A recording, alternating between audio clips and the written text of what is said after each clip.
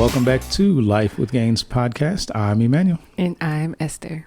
Hey guys, thank you so much for tuning in. If this is your first time hearing about us, Esther and I, we've been married for 10 and a half years now, and we have 4 beautiful brown children. And we're just on a journey to make God normal in the everyday stuff of life, making his lordship, his influence, his reign normal, whether it's in our parenting, in our marriage, in our cultural interactions, every part of life. We just want to make him normal. And so here we are with another episode.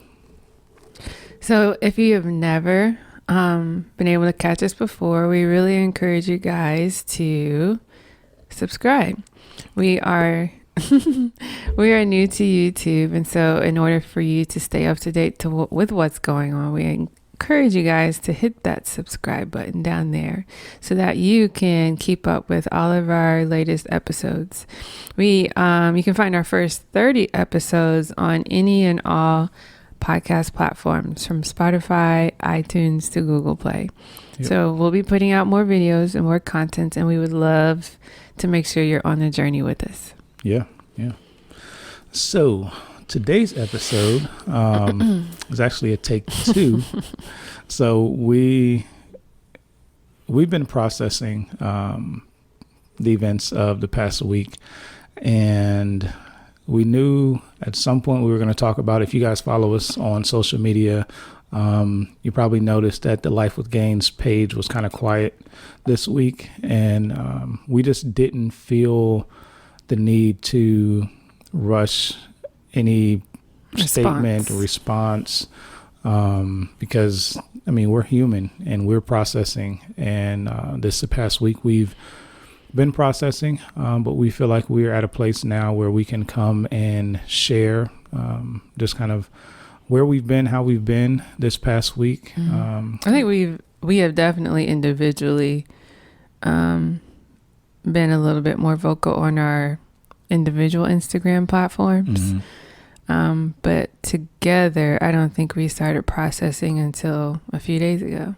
Yeah. And so that's what this is. Yeah. So we recorded last night, but the Lord was like, y'all don't need to put that one out. And initially I was like, but it irritated. Was how we felt. But no, like when we recorded last night, I was still angry. I think there was some stuff that the Lord was still working on, and I needed an extra 24 hours for the Lord to work those things into a healthy place. So I'm not totally over anything by any means, but I'm in a better place now, because if y'all would have saw that episode, y'all been like, "Ooh, he mad." You were upset. Yeah, I said some stuff that I probably shouldn't have. So here we are, take 2. We just want to give our perspective and add our voice to this conversation, as podcasters, as parents of Black children, as husband and wife, as believers. Yeah. So we want to add our voice. So let's jump in, and hopefully I won't sound as mad this time. And if I do, that's how he feels. Yeah. So this conversation is coming for those of you who are just not aware. Oh, y'all better be aware. If y'all are followers and our listeners, y'all should know what's going on. I'm sorry. Did I start too early? Already? Look, it's so this past Monday we celebrated our son's 10th birthday. In the evening of May 25th, in Minneapolis, there was the murder of George Floyd by the police, which came to light that evening to Tuesday. And George Floyd, it represented many things. He is one person who represented many things in Breonna Taylor. At the same time, I believe there was the incident in New York, Central Park, where white privilege was on display. and used in a harmful way, or what could have been a harmful way. So all of these things culminated. Then we had Ahmaud Arbery, like literally 2 weeks before. And so there has been an eruption in us individually and across the world. And so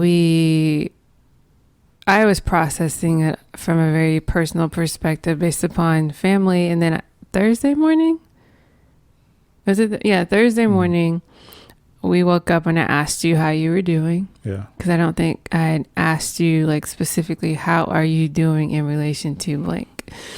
And you didn't know.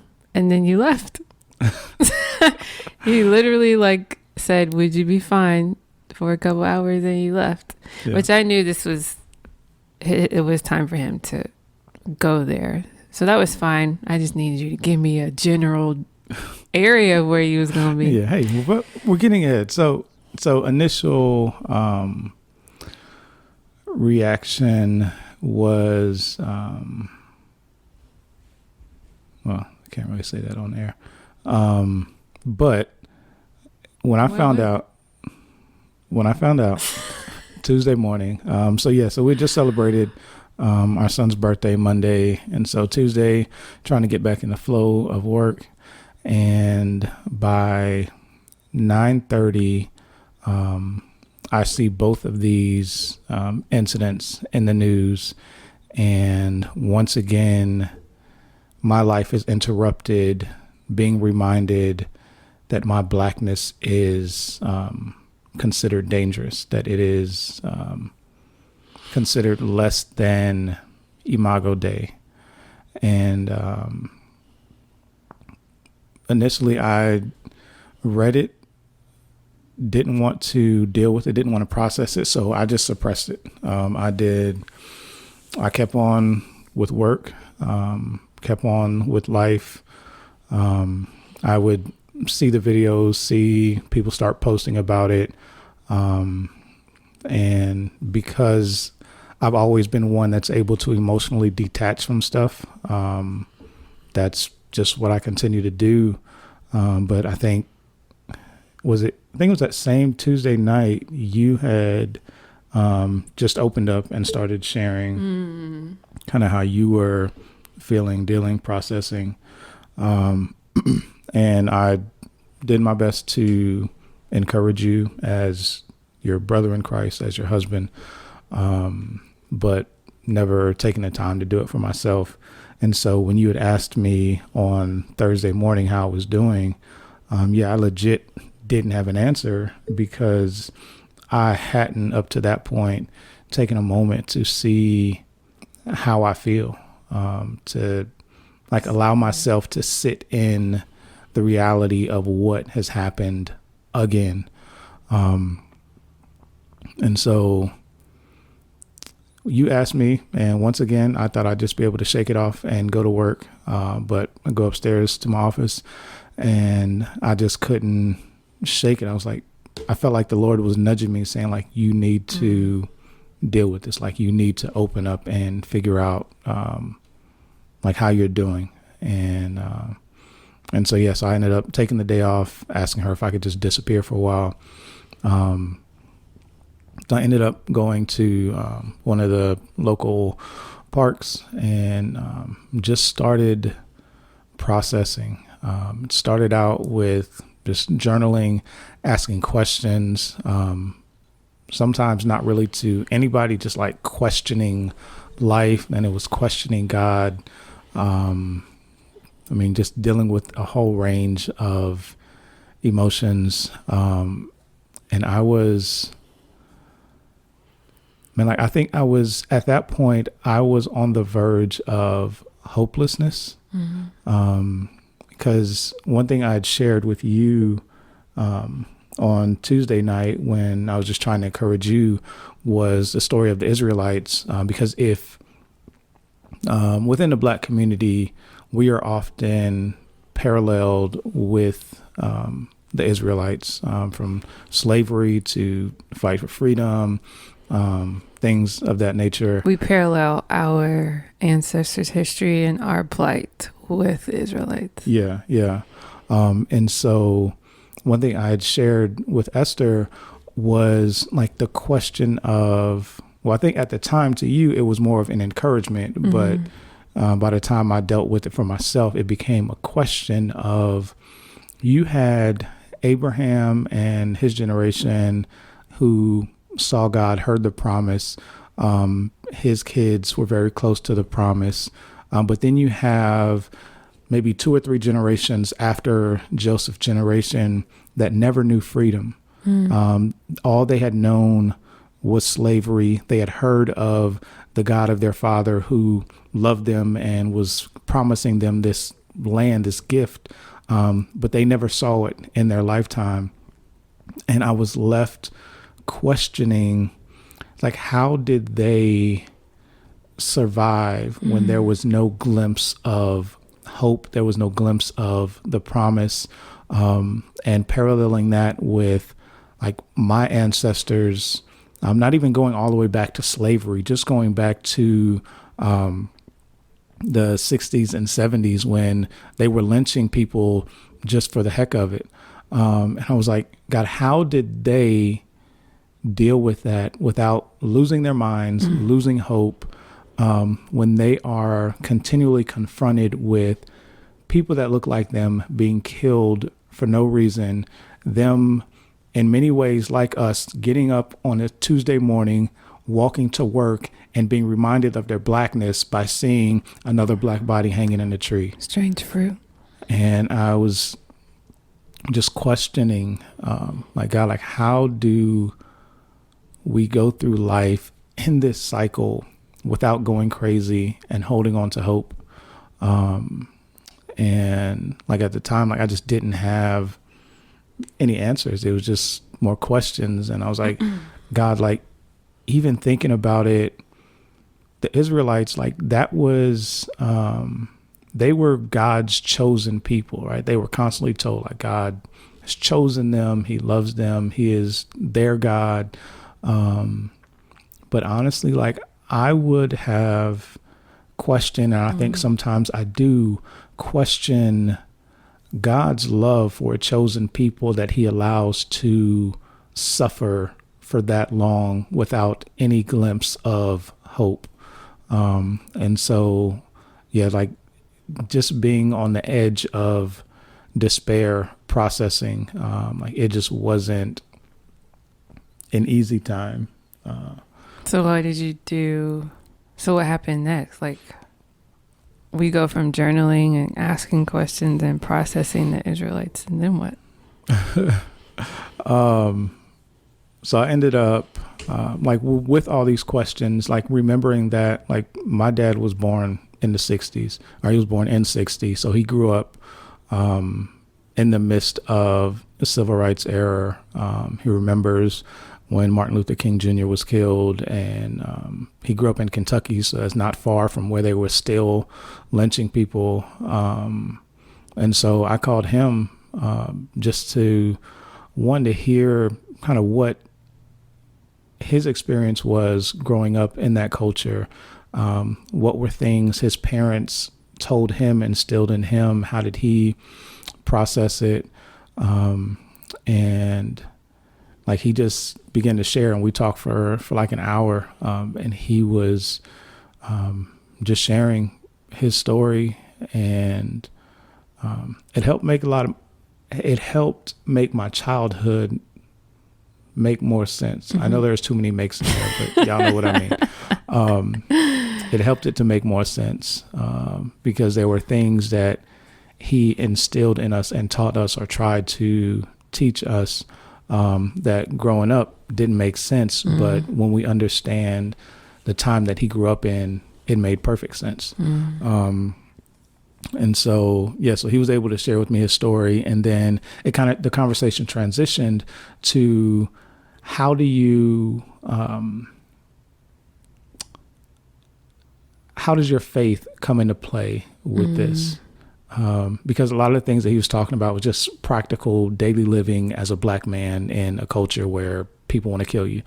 And so I was just specifically asking, I was like, what do you tell, like, what do I tell my sons how do I raise them in this climate in a way where they still see God as good, where they still see him as one who is in control.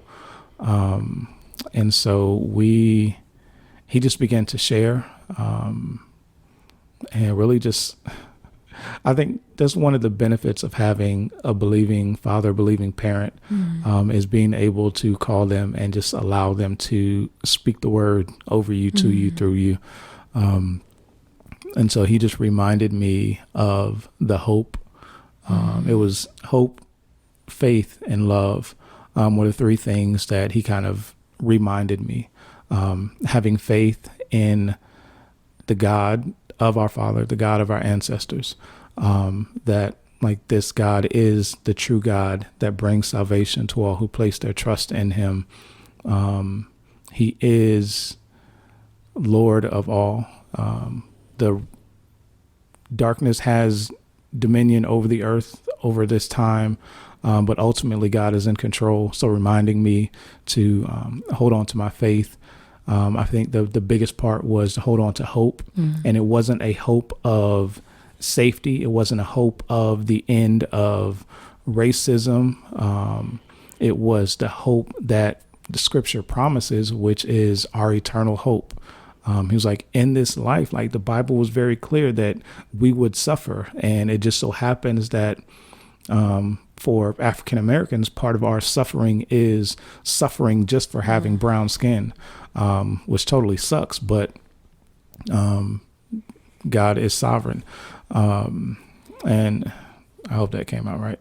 But like trusting that this life is just a very, very small moment in time. And one day we will be with God forever. And there won't be the racism. There won't be the hate. There won't be the sin and darkness. And he was like, holding on to that is key to enduring these times. Because in these times, like I said, like there are moments of hopelessness where you don't see a change. And I honestly, and call me a cynic, whatever, I don't see the end of racism in my lifetime. Like I don't believe we'll see the end of it. But that doesn't mean I'm hopeless and that we are hopeless, because we have an eternal hope that after this life we'll be with the Father forever. And so just being able to walk away from that conversation with that was what I needed for that day to really allow myself to feel and express kind of everything that had been bottled up. And so after that conversation, ended up playing a song. I'd heard it before, maybe a year or so ago, when this happened again. But there was a song called Rose Petals by D. Wilson. And I'd played it as I was leaving, and listening to that song, everything that I feel like has been pent up over the last 10 years since Trayvon Martin, because I think that's when we really started to hear about it in terms of like social media and stuff. Like I just broke down crying because the reality that like these people, all these names that he's mentioning in these songs, like these people should still be alive. Like there is no reason that they shouldn't be here. And the only reason they're not here is because of the color of their skin. And then the reality that like that song was made 2 or 3 years ago. And I think I was mentioning last night, like that song, if we were to list all the names that have died, that have been killed since then, that song could go on and on and on forever. And that sucks. Like to know that like it just continues to happen. It's hard to process. It causes, as much as we don't want to admit it sometimes, like there were times this week where I was walking in fear, sitting in that park. I was faced with the reality that all it takes is one person to believe that I don't belong there and I don't go home to see my wife and my kids again. And that's a daily reality for people that look like me. And that's no way for us to have to live. But yeah. I think that was why I was like, can you give me a general area? Because you haven't been to work. You've been working from home since your company shut down. So you're here. I order groceries. You've been out occasionally for like Home Depot, Food Line stuff. But when you've gone out, I mean, it's still like a holding your breath type thing. So when you went out Thursday, it was like a yay, he's going to like sit in it. But on the cusp of Central Park or Ahmaud Arbery just running, it was one of those things like he's probably going to end up at a park or a lake somewhere. And like you said, like I had the same exact thing. It's going to take one person to look at him and be like, he looks suspicious or whatever. And I'm running as an Enneagram 6 through every scenario possible in my head. And I'm just praying. And this is whether you go to work or you go out late and get me something from Cookout. Like I hate when I want something and it's late because I'm like, nope, it's late. I'll find something at home. I don't want you to go.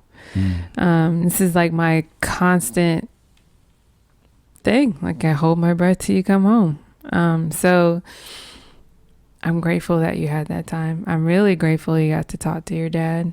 That was, I mean, you sharing small tidbits of your conversation with me encouraged me. I was listening to Tony Evans today and I could hear your dad. I could hear other people, like older people. And so it was good. So that's kind of some of my stuff. How have you been processing this stuff this week? Hard.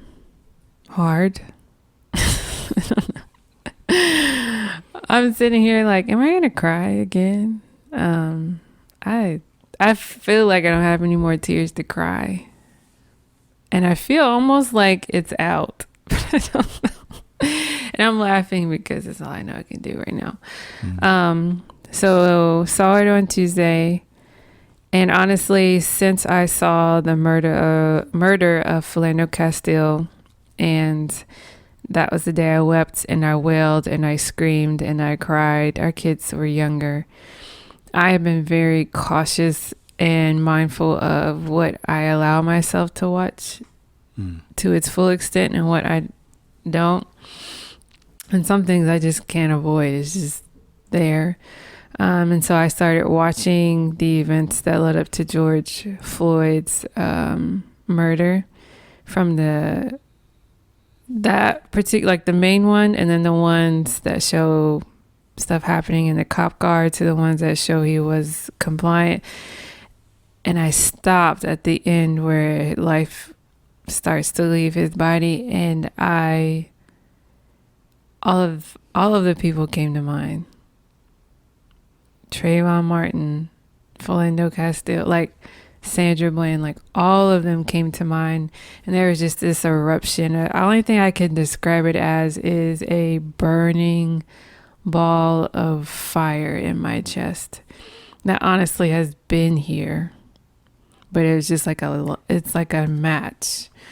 And I was asking myself, like, why now? Like, where is this coming from? I still don't have answers to that. So that was Tuesday night. I finally read like the full detail from, I'm very picky about where I get my news from. And so I don't like do mainstream like CNNs and stuff like that.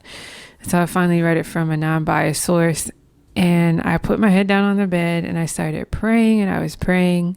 And part of my process was seeing my doubt and my fear and my anxiety, but literally saying to God, and I have ugly, honest conversations with him all the time, but saying, God, you have a weakness, and your weakness is in taking care of the bodies and the minds of my people. And it felt so bad to say that, but it was how I felt. And I think about Jesus in the garden where he confesses, like, God, if you can let this thing pass from me. I think about when he's on the cross, where he was like, why have you forsaken me? That's where I felt like, why have you forsaken my people?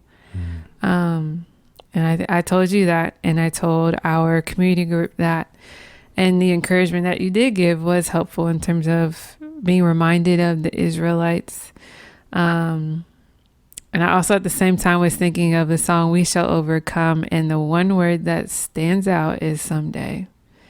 And in that, I realized that my hope has been misplaced. To give you history, like, I'm Black. I don't know. I feel Really? Oh my gosh. Don't do it.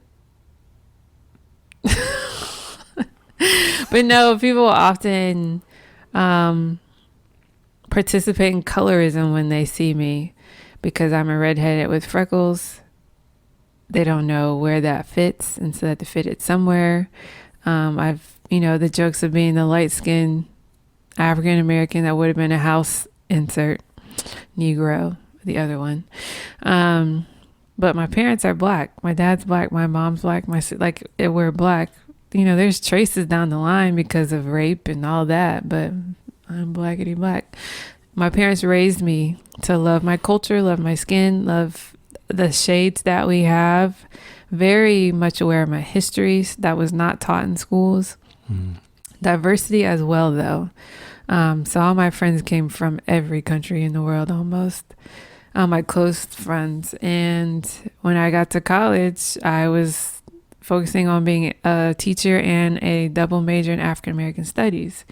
And so that's always been, I've had a passion for this. I've had a passion to help young men. I taught middle school, and my favorite students, not in a very clean and whatever way, but my favorite students were my Black boys that drove me crazy. And so add that to current climate events from the last forever, but really in the last 10 years. Because of social media, that light, that match that lit in me, it was just all of that. Like, it was just, I was angry, pissed off, to be quite frankly, frustrated, depressed, not depressed, but really grieved, not understanding where God was or is, disgusted. I was full of rage. And this is just me. I was worried. I was fearful. This is just me processing it out. And though I understood and received the encouragement of the Israelites, it was just like, God, this has been hundreds and hundreds and hundreds of years. Like, we should be so far beyond this, right? But the reality is that we are not. It's just being exposed, and this is present day lynching. This is what it looks like. And so I was disappointed. I felt entitled to progress. I feel entitled to progress because of the sacrifices my grandfather made, that my parents made. And I realized that my hope has not been in Christ or God fully. It has been in this, the systems made against us, but it has been in just like progress, like present day. And so I think kind of what you're talking about with the progress, like, we were taught in school that we have progressed so much. Like, the way they teach the civil rights movement, they teach it in a way where we have progressed so much because of this. But we were listening to MLK speeches and Malcolm X speeches, and you could remove the video, play them current day, change the voice, and you would think that speech was given yesterday. That's how much we have not progressed, but we were led to believe that we have. And so it is disillusioning in a way when we've always believed that we've progressed so much, but then we look at the actual current climate as adults and we're like, oh crap, no, it hadn't changed too much at all. Yeah. So that's how I process. I have received text messages from white brothers and sisters in Christ who some I am in constant relationship with, who are checking in. And this is something that has been a reoccurring thing. Like, there are a few people who I know will check in if there's a shooting or a murder of a Black person. And I've been appreciative of those. I appreciate solidarity. I appreciate that. I also appreciate my friends who are using their platforms on social media and providing resources and signing petitions. I have kind of shut down. One, because I am not a spokesperson for the Black people. Two, it's tiring. I'm not even fully processing everything, and for people to ask me to engage in conversation, I don't think it would be the healthiest right now. I feel like I just would copy and paste the same responses to everybody. And so I don't think anybody would dismiss my feelings. I've had people say, somebody text me and I was like, yep. And later on I was like, I didn't have anything else to say. She was like, whatever you would have said would have been fine. You didn't even have to respond. And I appreciate that. But at times it does feel, and here in my heart, like it feels irritating and a little agitated, because we know everything is nasty and ugly and it's so horrible and so bad. Like, we hear that all the time, over and over again. Not here, we feel it. And I know that many of you are having a pure heart and reaching out, but I think what would be best and better is for you to engage in these conversations with your white peers. I don't know who wrote a book on how to engage with Black people in crisis, but I almost want them to rewrite that. There's a book. There has been some person and some people who have wrote articles on how to engage with Black people in your church about social justice issues. I understand, like, listening and all that, but for me personally, I've had just today, like 5 people ask me, can we get coffee? Can we talk? And I wonder, are they asking all the other Black people in our church? Yeah. And I'll oh wait, yes. So last night. Well, yeah, last night. But even still, like this weekend, like I was just dealing with, I was just angry. Woke up Saturday morning just angry at just different stuff that was going on. And I think Friday I had a handful of my lighter complexion brothers reach out. And I mean, they had texts, one called, and I just didn't respond, didn't feel the need to respond. And honestly, I half read the text messages. And as I started processing, like that was one of the things that had me upset. And I was upset not because they text me, because like I feel like the people that did text me, like I feel like I know their hearts for the most part, and they were well-intentioned in their texts. But for me in this moment, as I am processing and grieving another life taken,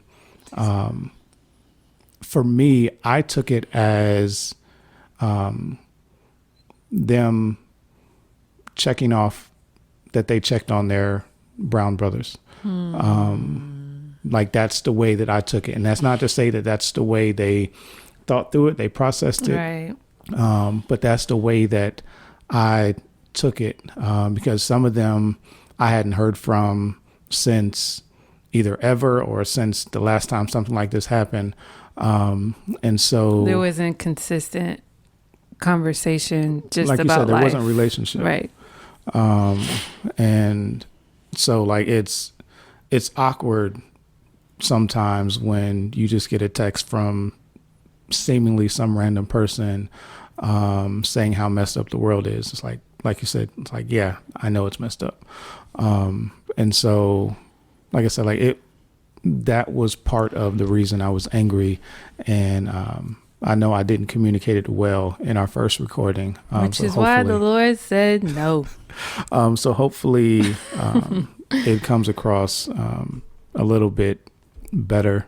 So to that, it's like, how have you felt God prick on that in terms of the fruit of the Spirit? Because I have a little bit, which is why, yeah. Have you felt any like prick of the Holy Spirit to say, like, I know and understand this is how your God-given emotions are feeling right now, but is there any way that you can respond that's authentic and also reflects your heart after God?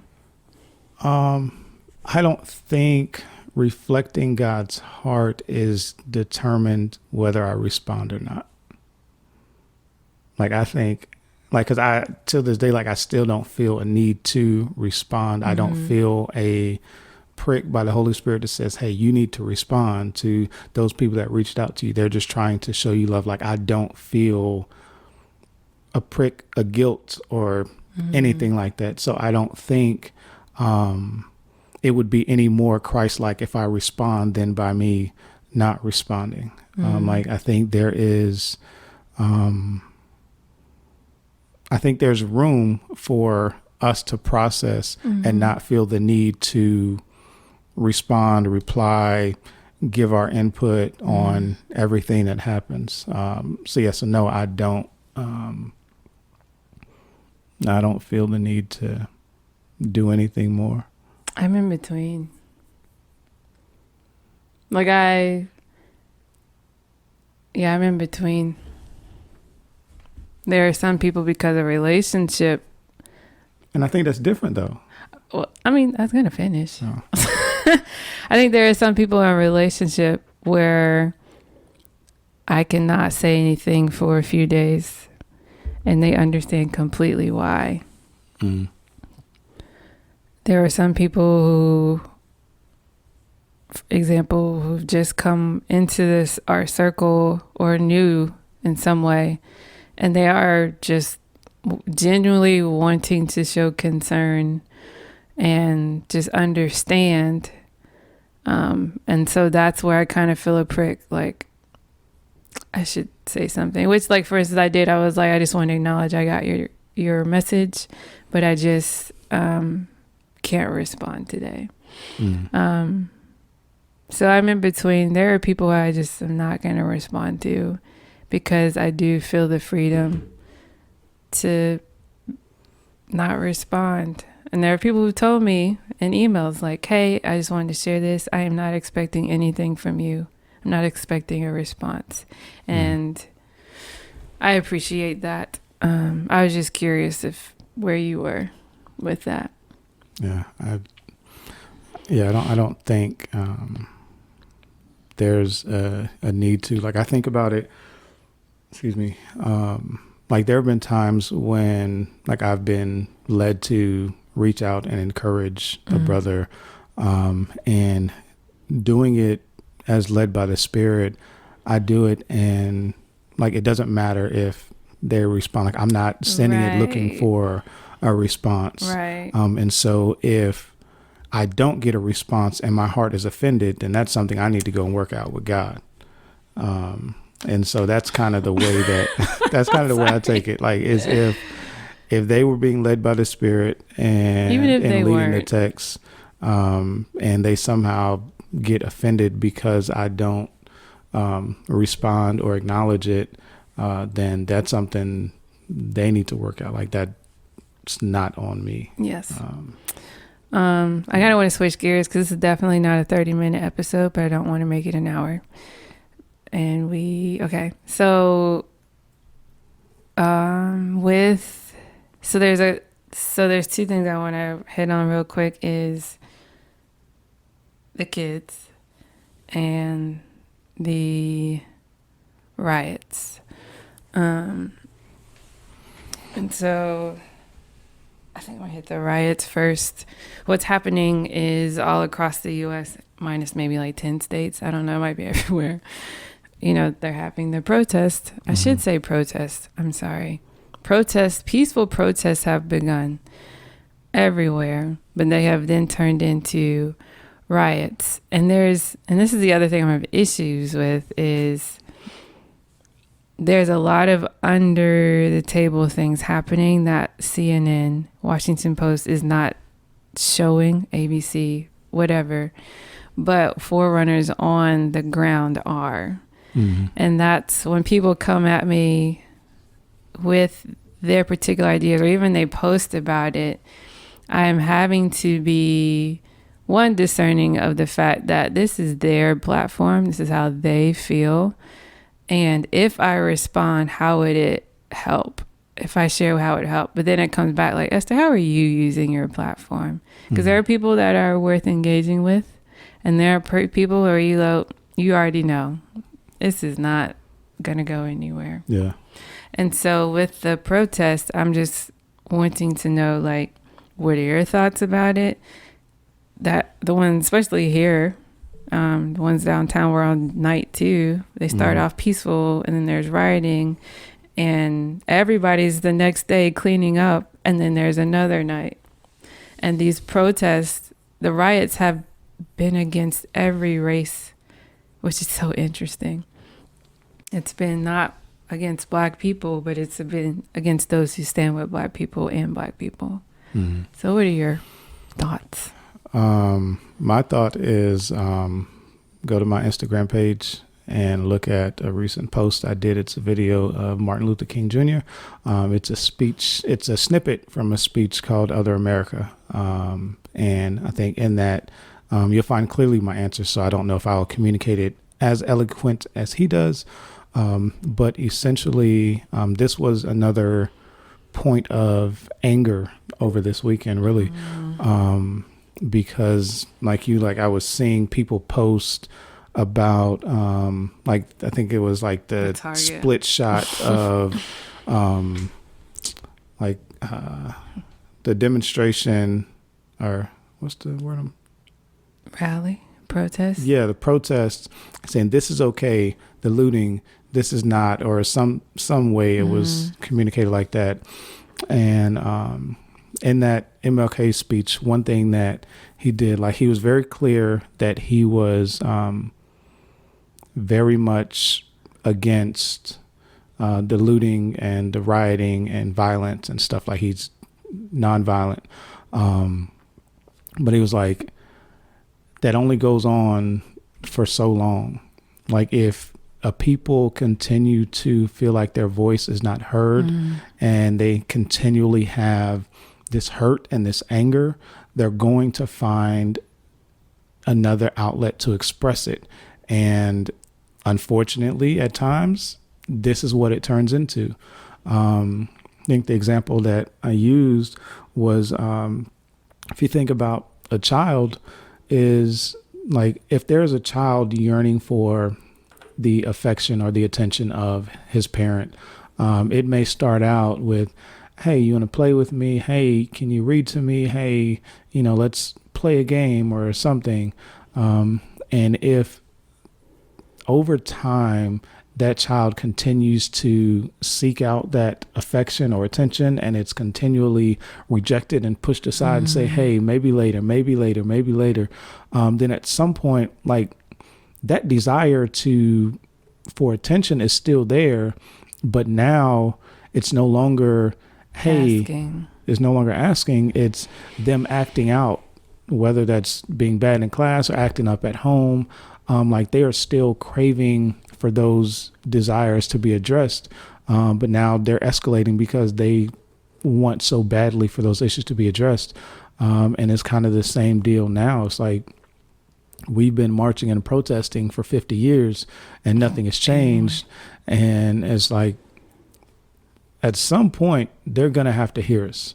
And unfortunately, it's escalating to Targets being destroyed and CVS is being broken into and looted, and which I don't agree with, but like you got to understand, like if a people have been held down for so long, there's only so much they're going to take. At some point, they're going to break. And I mean, if you think about the starting of this nation, the Tea Parties and all that stuff, like all that stuff happened, things changed because stuff got violent. And I mean, I hate to see the day that it really explodes in this nation, but if they're not going to listen to people in power, then like, if we don't feel like we have a voice, we're going to find a way to be heard. And so probably wasn't as eloquent as MLK, but I think it was saying like, I'm against the riots and the looting. But when, like you said, it gets to a point where you've done the protests, everything over and over again, and nothing changes, then you have to understand the reason for the riots and the looting. And I have other opinions about who is doing what. I was out there. We saw the video of Mr. Caucasian breaking the windows at the AutoZone and then walking away. And I think that is where, I mean, everybody is hurting. Black owners whose businesses are being destroyed are hurting. Mm-hmm. You have older generation men having to be calmed down by younger generation men because they're hurting. You have, the rubber bullets, all that. And you have these white people coming beside. And I think that is the point I want to make is today I posted Esther chapter 4. And we have been screaming, shouting, protesting, attempting to vote, voting. We've been doing so much. But Eddie James made a point. He was like, and I hate that this has to be this way, but it's like there needs to be white-led protests by white preachers and leaders, white mothers, white fathers who show you that they are done with the protesting and demonstrating and their heart is all in it. Like there needs to be a volcano eruption of white-led outrage because it almost, like there's a picture of the white women standing between the police protecting minority protesters. And it was like, yes, but I was also like, why? Like, why can't you hear our voice? Why can't you hear our votes? Why can't you hear so eloquently the people who make these speeches and all of those things? And that is why I'm asking for the Mordecais and the Esthers to rise. Like, there are people who are believers, who are white in positions of power and have influence and have friends who have influence who are not doing their jobs. And that to me is very concerning. There are even my black brothers and sisters who have assimilated, who are in comas, who have disassociated themselves from their culture and are now just waking up, who have so much influence in their circles of white peers. You are Esther's. And so this is your time. And that is my plea in terms of whether it's related to the protest, whether it's related to your job, whether it's related to your grandparents, your friends, whoever, like, take action. Like, check on your black brothers and friends, but be willing to be rejected for the sake of, as a believer, God's righteousness and just justice, period. Really quick, I want to hit on the kids. And tonight I did what is it called? Facebook Live with Leslie Hardy, who is a therapist, and we talked about intentional parenting in times of crisis, and whether it be the pandemic and also social injustice issues. And I told her, like, this is a conversation that's been ongoing, and we've had to cater it towards the kids. But I wanted, and you can kind of take this and close this out, but I'm curious to see how the conversation went with the oldest since I wasn't there, and how you, for this instance, because I know that we've already had the conversation about Ahmaud Arbery, but just with this one. Yeah. So it's a conversation I've wanted to have with him this week. But part of it was not having the words to say, because I didn't want, our aim is not to keep things from our children, but also we don't want to overwhelm them to the point where they're living in fear. And so just trying to find a way to address this with him. And amazingly, the Holy Spirit provided an opportunity today, when my son was dealing with some anger stuff. We were able to sit down, and in addressing his anger, I'd shared with him how I was dealing with anger over the last couple of days. And he was like, "Why are you angry?" And so that led to me sharing kind of what I shared tonight, and kind of sharing the some of the details of the George Floyd incident, the arrest, the murder. And so being able to just kind of talk through it with him, share the details, share how I was processing it, to share that like God has given us emotions to be used, and same line, but maybe sidebar. I don't know. It's our bar, so we can side, whatever. Bars. No, but in the conversation, I had asked him, it was a question I've been wanting to ask him for a while. I'd asked him, when do you think it's okay to cry? And because I had told you, like, I had been believing that it was only okay to cry because of physical pain.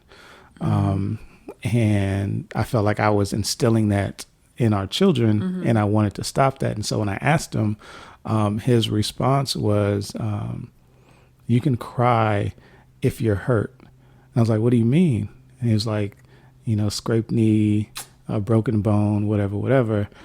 And I was like, and so I did talk him through it, and say like, no, like it's okay to cry for any number of reasons. Like crying is okay. Like culture will make you believe that emotions and feeling is bad, but they're gifts from God. But he cried when Fuzzy died. He's the only one. But he didn't feel like it was okay. Like that's the thing. Even though I was holding, sorry, I'm having okay. But so I say all that to say, I had shared with him how in me processing it, how I dealt with a range of emotion, from the hurt, the fear, the anger, the sadness. And, part of that was expressed through crying, and like just letting him know, like, it's okay to feel these things, but to remember what we talked about earlier, like the hope that we have in God, that just as he was with the Israelites every day of captivity, he's with us every day of injustice that we see, that we endure, that we experience.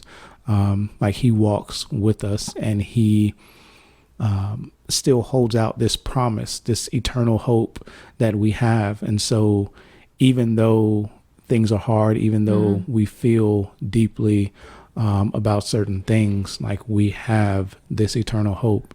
And so just being able to start instilling that into our sons now will help them not to be disillusioned when, in 10, 15 years, we're still seeing the same stuff. They're able to remember, but I have this anchor in my soul, this hope that my parents helped me to see, that I still hold on to. But it's okay to feel, it's okay to be hurt, to be angry. God is with us in the midst of all of it. And so that was kind of how I dealt with that. So that's how we're processing. this conversation was probably a little messy, but I mean, understand like this is our experience. This is how we are processing, and we just wanted to share. 'Cause I think some of our followers were kind of waiting to hear our thoughts, hear our heart, hear how we're doing. And so hopefully this clarifies maybe a little bit. I think we just really want to encourage our community, our Black community, to allow yourself to feel, but also make sure you're not doing that alone. Make sure you are connected to people you trust. Or to therapy. But Going to therapy on Friday. The reality is most, unfortunately, of our Black community won't have that access to therapy. So whether it be your pastor or your mom or whoever, allow yourself to feel, communicate how you feel, process through it in healthy ways. Although tonight, your girl did eat the rest of her M&Ms.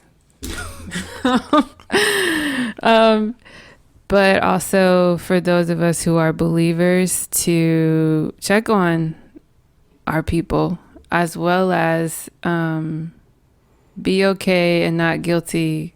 Or if you have people cross-culturally who are checking on you, to feel what you feel and see them. Like a lot of times it can be easy. It's happened to me this week where I focused so much on, in a way that's become Black pride, that I was annoyed with my brothers and sisters who just wanted to care. And God this morning through prayer showed me like there are people, my woke people, who are literally humbly repenting and wanting to help and wanting to understand, and they're just awkwardly trying to figure it out beside you. And you don't have to pacify them. You don't have to answer every text. I'm just asking my Black people to see them. And for my white brothers and sisters to be okay with not a response or a short response, but mostly to pray and to open up your platforms, whether it be your mouth, your hands, your feet, or social media. Some of you are not even on Facebook at all. I almost envy you for that, but use your resources, use your privilege. And parents, pray, be honest, but be mindful of how your kids think, how they process and communicate in ways that was beneficial for them on their level.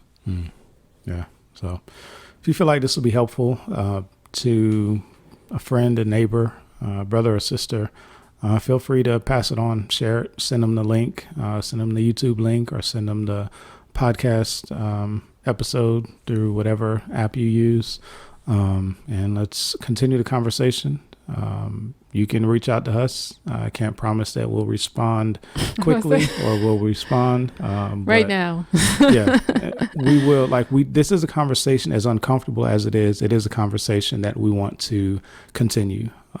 So like right now we've been processing, but as we come out, there are conversations that need to be had that we are willing to participate in. So on that note, be sure to subscribe to our YouTube page, subscribe to us wherever you listen to your podcast at. Feel free to like, comment, let us know how we're doing. Send us a message. Don't forget, you can order our shirts if you would like to. Hey, I fixed my neck. You can go to our shirts if you'd like to, liferegains.com. And if there is nothing else on that note, I am Emmanuel. And I'm Esther. Peace.